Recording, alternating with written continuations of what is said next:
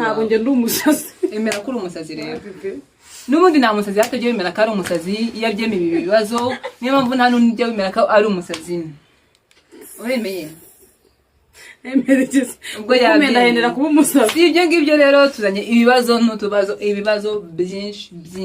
byinshi cyane ufite sheri yego impamvu abitekereje urata nuko ababeshya ntawe afite habaye hari umuntu ugize yerekwa yamubwira ndetse nkuko mwabonye twatangije amakorari ewana amakorari koko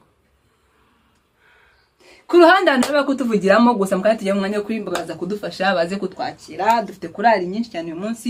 ziri hariya nakoze ibintu biri seri ngo basiriye baso waze ubwo we kamera uraramuka ukatinze ndakuvuna imba ari cyo kiganiro ntago ndi ngaho we basiriye we icyo kiganiro sindi ndakuvuna kamera ndate nigendera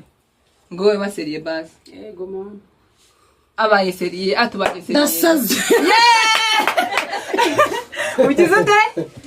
ugize ute